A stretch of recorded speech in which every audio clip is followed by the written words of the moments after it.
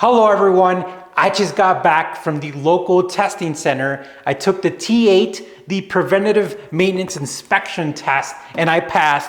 Woohoo! Now I'm gonna say that this is an easy one, but don't put your guard down because there are some particulars that you need to know, and I've got some really good knowledge for you guys. All right, so first off, this is the very first thing you need to do. Buy the Motor Age training book.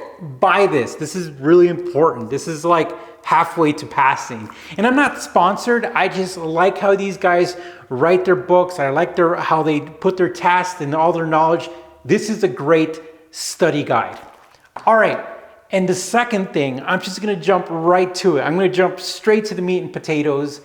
Get the ASE practice test on the ASE website. It has 25 questions. I can't tell you what they are, but I just took the test and I am a current certified ASE Master Tech. So I've got my A1 through A9 and I'm working on my world-class technician. So I've taken a lot of these tests and this is one of the first times ever that the practice test questions were almost identical to a lot of the questions on the test, which is awesome. Right? Because when you study, that's what you want to see, right? You want to study and you want to be like, it's the same question. Well, that's what happened. I saw similar questions from the Motor Age book, but the actual ASE test, practice test, was like almost identical. So that's all I could say. It was crazy. And the ASE practice test is like 14 bucks. So it's totally worth it. So at the end of the day, you're going to invest about 50 bucks in studying because this is like 25 or 35 bucks. The ASE test is like 14 bucks, but it is really good to know. There's a lot of particulars you need to know when you're doing a PMI. You need to know how the truck's brake system works, how those check valves work, how the air pump works, and how air brakes work.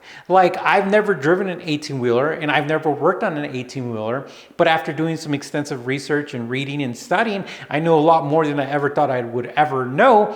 But you're gonna have to learn about stuff like that. If you're trying to get your truck certification, you're gonna have to understand how brakes work. What's the minimum PSI? What happens when you lose primary air pressure? Also, you have to know particulars like the Department of Transportation and the Federal Transportation Highway regulations for tires and for parking brakes. So there's a lot of regulations and there's a lot of particulars when it comes to trucks. And it makes sense. If you see trucks out there running around the road, they're the guys who are delivering our stuff and helping us get things, goods and products all across the country. But these guys have strict standards. Their trucks have to be serviced, they have to be inspected, their brake system has to be working at a certain point. There's a lot of things that needs to be done to these trucks. A good example is the rear guard, the rear crash guard. That was actually implemented by the government so people wouldn't kill themselves when they ran into a truck and it would just cut off their car in half or whatever. But some of the things that I didn't know and that you find out when you're studying is that those guards have to have like a DOT number, they have to have the name of the manufacturer, the address, stuff like that you're going to learn in these books, and it's really neat.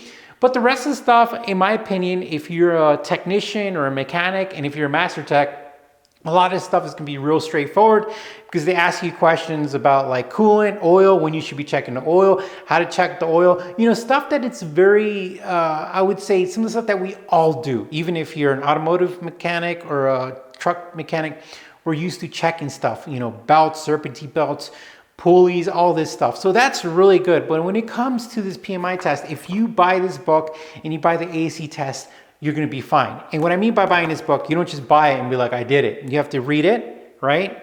And reading does suck sometimes, but in the back, you need to do all 80 questions. And whatever you get wrong, you need to go and you need to review it.